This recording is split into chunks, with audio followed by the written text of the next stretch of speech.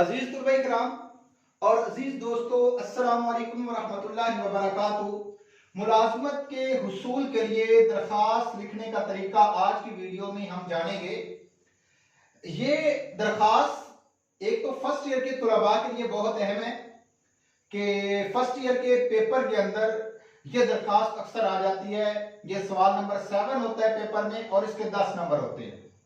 और दूसरे नंबर पर अखबार में ऐड आते हैं जॉब्स के। तो जिन लोगों ने जॉब में अप्लाई करना होता है, ऐसी असामियां जो जिला लेवल पे होती हैं, तो एक रफ सी दरखास्त बाय हैंड लिखनी होती है। तो अगर आपको जॉब के लिए अप्लाई करना है और आपको बाय हैंड दरखास्त लिखनी है, तो वो किस तरह लिखेंगे, आज की वीडियो में हम ये सब कुछ जानेंगे। इसका तरीकाकार ये है कि आप सबसे पहले दरखास्त नवीसी की हेडिंग दें। उसके बाद किसके नाम आप दरखास्त लिख रहे हैं। आमतौर पर जो जिला लेवल की जॉब होती हैं वो डीसीओ के नाम दरखास्त होती है, तो आप लिखेंगे बाखिदमत जनाब डीसीओ। उसके बाद साहिब नहीं लिखेंगे, क्योंकि जनाब जब आ जाए तो फिर साहिब नहीं लिखते। हाँ, आप इस तरह लिख सकते हैं बाखिदमत डीसीओ साहिब, या सीओ के नाम दरखास्त लिखना होती है तो फिर आप लिखेंगे बाखिदमत जनाब सीईओ। उसके बाद आप जिस जिले से अप्लाई कर रहे हैं आप वो लिखेंगे। उसके बाद उन्वान लाजमी लिखेंगे, आप इसको हाईलाइट करके लिखेंगे। उन्वान की हेडिंग देंगे दरखास्त बराए हुसूल मुलाजमत। उसके बाद आप जनाब आली लिखेंगे। उसके बाद ये अलामत निदाइया लगाएंगे। उसके बाद थोड़ी सी स्पेस यहां पर आपने छोड़नी है। उसके बाद आप लिखेंगे गुजारिश है कि एक मकामी अखबार भी आप लिख सकते हैं।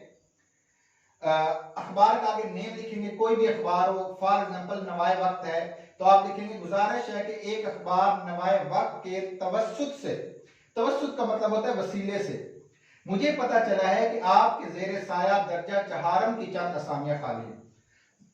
अगर दर्जा चहारम की है तो आप यहां पर दर्जा चहारम लिखेंगे।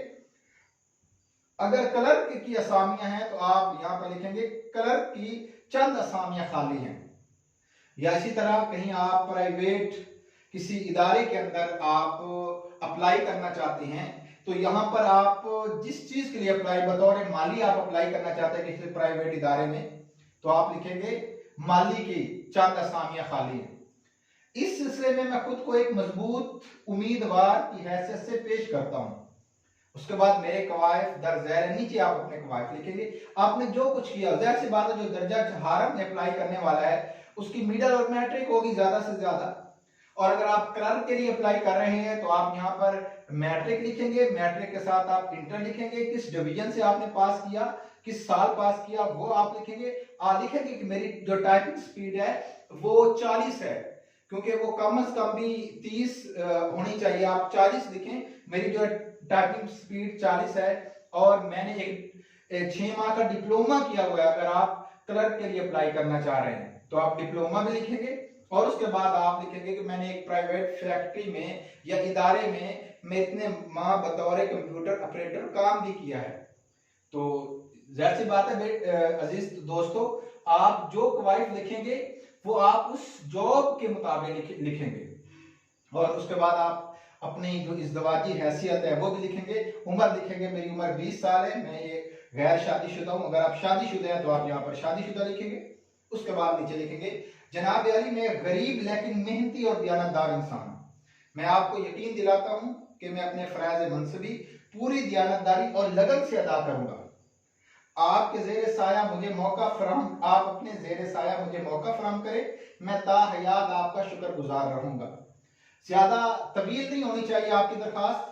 आपकी दरखास्त एक ही पेज पे होनी चाहिए, यानी वर्के की एक साइड पे कंप्लीट हो जानी चाहिए। यानी आप अपने मजमून को लेंथी ना करें, क्योंकि जो बड़े ऑफिसर होते हैं उनके पास इतना टाइम नहीं होता कि वो उसको आपकी एक बात को पढ़े। और इसी लिए आप जो है जिस अखबार में आपने पढ़ा कौन सी जॉब है, और उसके बाद आप लोग जो अपना तजर्बा वगैरह है उसको थोड़ा सा आप हाईलाइट करके लिखें ताकि उसको पता चल जाए। और खास तौर पर आप जो दरखास्त पर हुसूल मुलाजमत के लिए इसको हाईलाइट करें कि जब दरखास्त चली उसके सामने जाए तो उसको पता हो कि ये मुलाजमत के हुसूल की दरखास्त है। क्योंकि उनके पास और भी बहुत सारे पेज वगैरह और भी बहुत सारी चीजें फाइल्स उनके सामने होती हैं। तो जब आप उसूल मुलाजमत लिखेंगे तो उनको पता चल जाएगा ये मुलाजमत के लिए ये दरखास्त आई हुई है। उसके बाद नीचे आप दरखास्त गुजार लिखेंगे, अपना नाम, बल्दियत और शनाख्ती कार्ड नंबर भी लिखेंगे। आजकल के दौर में फोन नंबर भी जरूर लिखें। और उसके बाद आप राइट साइड पर जो है वो आप डेट मेंशन करें। डेट इसी तरह मेंशन करें जिस तरह मैंने लिखी है। ये डेट लिखने का सबसे बेहतरीन तरीका है, आप 20 तारीख है 20 लिखें, उसके बाद आप खत्मे की अलामत है वो लगाएंगे जुलाई और 2023। अगर आप लोग ये दरखास्त पेपर में लिख रहे हैं तो बाखिदमत जनाब की लाइन का 1 नंबर है, इस उन्वान का 1 नंबर है, जनाब याली का 1 नंबर है, दरखास्त गुजार का 1 नंबर है और नीचे जो डेट लिखी है उसका 1 नंबर है। तो 5 नंबर हैं इस पैटर्न के और 5 नंबर ये नफ्स मजमून के हैं। उम्मीद है कि आपको हमारी आज की वीडियो पसंद आई होगी। आप लोग जो है अगर आप मेरे चैनल पर नए हैं तो जरूर सब्सक्राइब कीजिएगा। अपना ख्याल रखिएगा। अल्लाह हाफिज।